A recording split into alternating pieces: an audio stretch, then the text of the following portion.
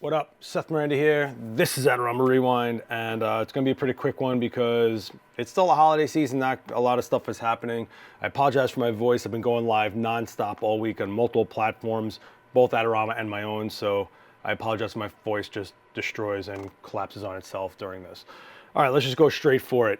We talked last time about Panasonic selling off their sensor division, and that was kind of a big deal because there's only so many sensor manufacturers in the world really, and Sony's just dominating. So Panasonic saying, hey, we're tapping out is kind of a big thing. And an Israeli company, towerjazz, is part of that division. However, they still own 51% of their own company, towerjazz, and they're saying they are not selling the rest of their stake in their own company, towerjazz. So whoever is going to buy all that isn't going to take total control of that part of it. And towerjazz is an incredible company. They put together the sensors for Leica and other higher-end camera companies like that, and they've done a phenomenal job. The Leica sensors are really beautiful.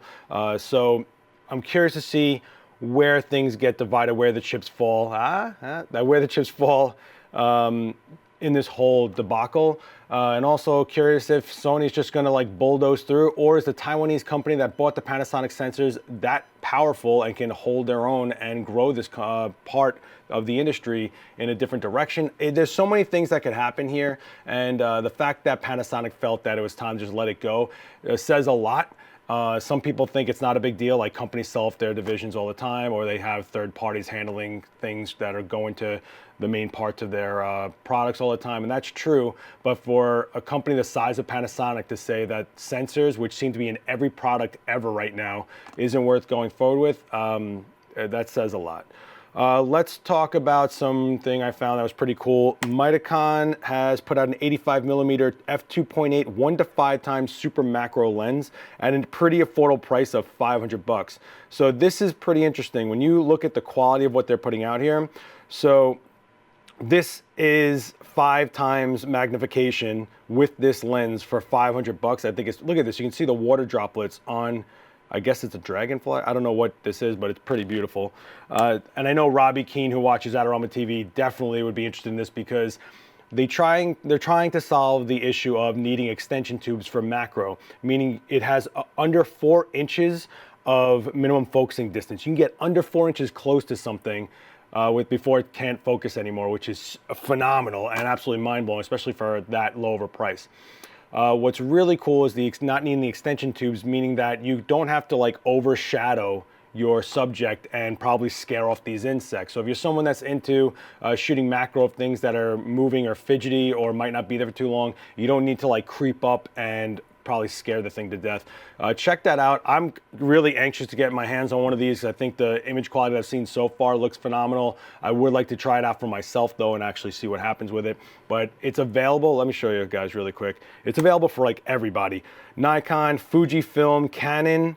Over here they got Canon M mount, Sony E, Pentax K mount, even Micro Four Thirds has the chance to try this lens out. So look into that if you're looking for an affordable option for macro. And macro usually means 1:1, meaning that it's actual life size. So if you had a 1-inch sensor and you took a picture of a ruler with a macro lens, you should see a picture of 1 inch on that ruler. You're actually measuring the sensor.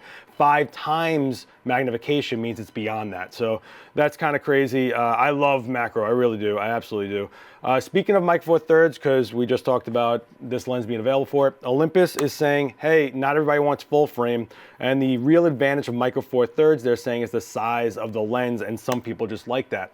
I guess what they're trying to, they've been scrambling, right? They're saying we're selling it, we're not selling it, no, we're good, we might be in trouble, all over the place. I think every week we've brought up Olympus, and when's the last time we talked about Olympus this much, right? They do have a point here though. While the sensor is small and there's low light limitations and things like that, people do like having small kits, and full frame may not be for everyone.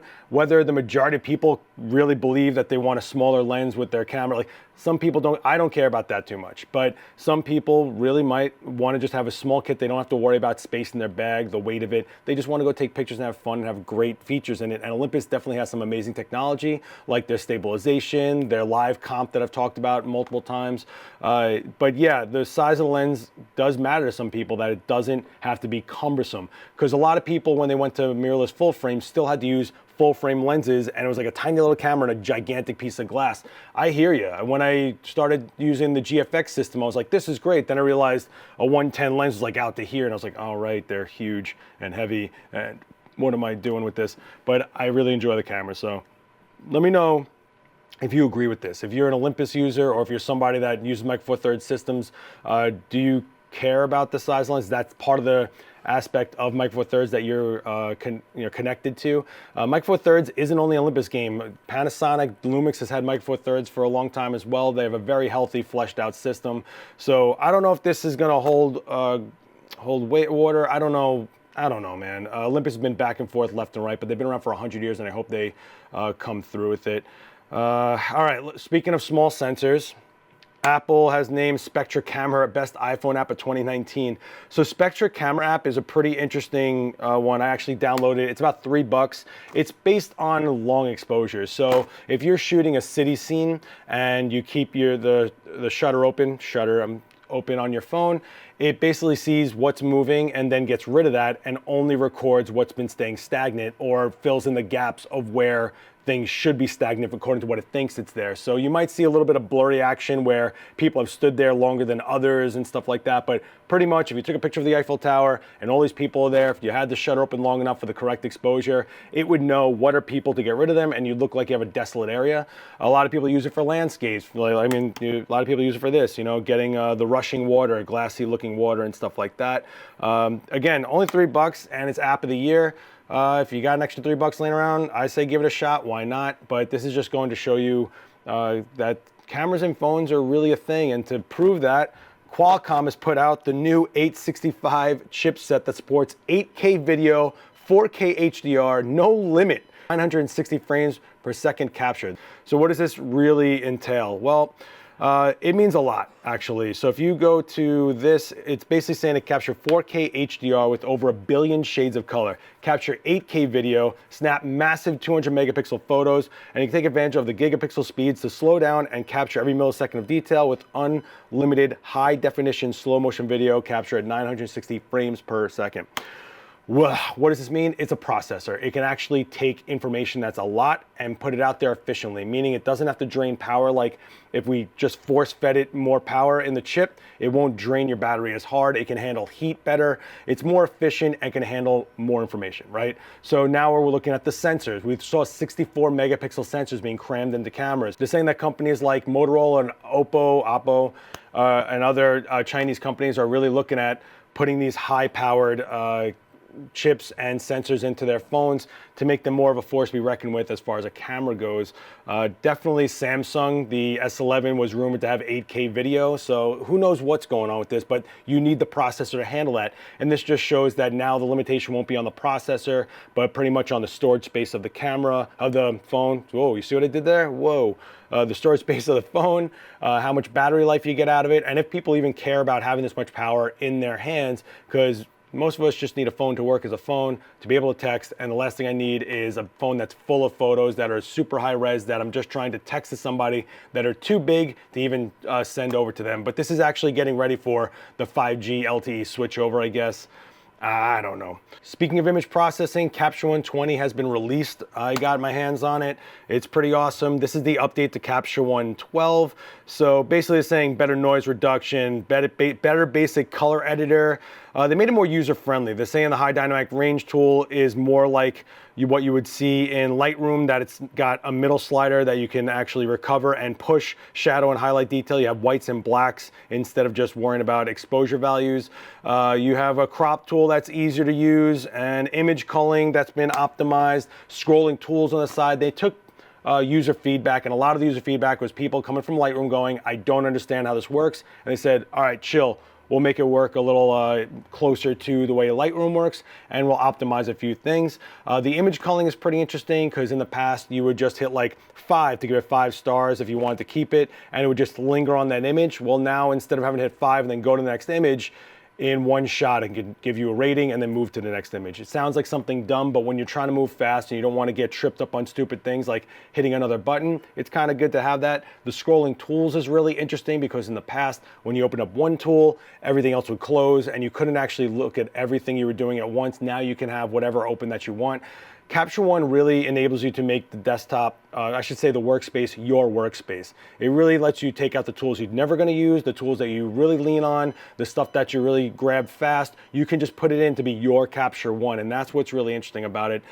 Check out Adorama TV. I did do a quick video where I sat down right here as soon as it released, and I just went through some of the features for you guys, just showing some of the highlight recovery and some other stuff. Check that out when you get a chance. I'll put the link down below. I literally did that on the fly. Adorama didn't even know I was going to do. I just sat down. I was like, Capture 120's out. I'm making a video really fast, and I just went for it. So I hope you guys enjoyed that. Let's scale back to the social world a little bit.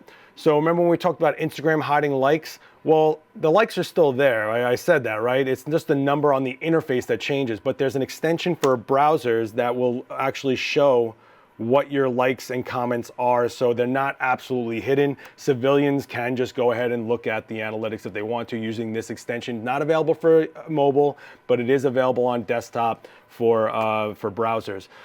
So what does this mean? Not really much. When people are looking for influencers to collaborate with, they already have plenty of platforms and services that do kind of an intimate look at their engagement. They look at their unique views, they look at their likes, they look at the timetable they got those likes. If they got 1 billion likes in 1 minute, they clearly bought them, stuff like that. So this isn't really affecting the influencer thing so much. I think all the hide and likes did was change the interface so that there wasn't such a stress on people to feel like they needed to be popular, that they could just post what they want to post.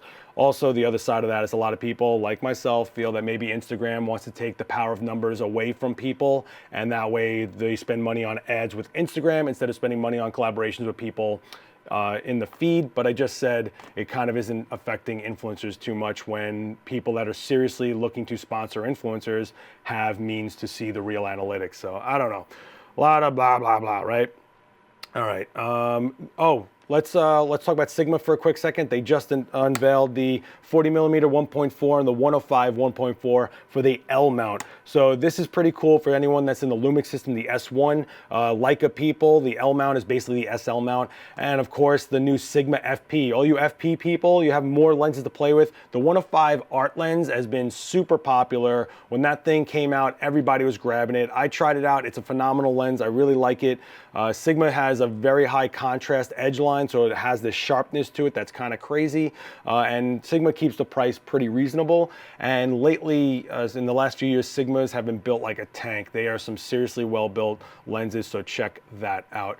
Let's talk about AI one more time. So MIT AI camera uses shadows to see around corners. What they're it's not what you think it is. So what they're saying is if you project shadows here, their AI can actually reconstruct what they think is causing those shadows, which is pretty crazy. It started out with this pixelization, but now it's getting more and more refined. What does this really mean? Well, you guys can read all the crazy stuff here on Engadget and watch the video, but basically it's seeing shadow patterns and it's going, okay, light is cast from this side to this side, the gradation would look like this, the motion of what's happening is doing this, and it's just basically CGIing what it thinks that shadow is. Is it 100% perfect? No. Has it come a long way? Whoa. What are the applications? I don't know. Maybe it could be used for security, but then again, it's kind of like a lie detector test. There's no real solid evidence that that shadow really was casted by that person or whatever, but maybe they could show that they're at a time of night or day that there was someone there, an actual person, maybe not knowing who, but I don't know what this is used for. Let me know down below what you think some kind of technology like that would be used for. And on the channel, if you didn't know, we just teamed up with SLR Lounge's Pi Jerza to bring you Mastering Your Craft. His first episode is about why the 24 and 35 are some of his favorite prime lenses. Check that out. High production quality here, really nice insight. Guy knows what he's talking about, and the video is just really great to watch. So check that out. He's gonna give you his insight on his own personal view on the 24 and 35mm, and there's a whole bunch more videos coming out after this one on various subjects. So check that out. They're good guys, and Pi Jerza definitely knows what he's doing, so go for it. Let's cap this out with Pantone's color of the year, which you don't know, but it's actually Adorama Blue. See where it says classic blue? That was a typo. It's supposed to be Adorama Blue is the color of the year. This is just a fun thing. It shows what the trends are going to be for the year to come for 2020. We'll see if it actually holds. But Adorama Blue, we were on it before anybody. We were a zillion years ahead of everyone for what color of the year would be. So you're welcome. Thanks for being with us. You guys are ahead of the game.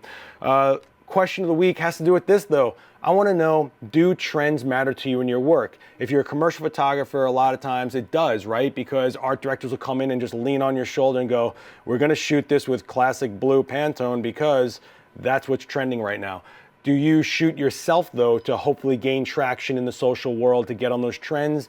Do you hope that you're creating trends rather than following trends? Because usually by the time you're shooting it, the trend's kind of already over because the work's already been created and they're already on the next thing they're creating, which is the next trend. Let me know down below if you pay attention to trends and if it affects your work. That's basically what I'm asking you guys, all right? I'm gonna call it right there. You guys can follow me at Last X Witness on most social media. Just so you know, I launched my own Twitch channel where I'm having a community of photo nerds just come together in healthy ways to give support, share work, talk about it. You can follow me at twitch.tv/LastXWitness and join that community if you'd like to be part of it. I'm really trying to get people to not be afraid to share their work and talk about it. And if they have issues, if they're new to photography, they don't know where to go with things, a whole chat room of people giving a ton of point of views without being toxic trolls. That's what I'm doing with this. All right, guys, I will see you guys next time. Be good to each other. Peace.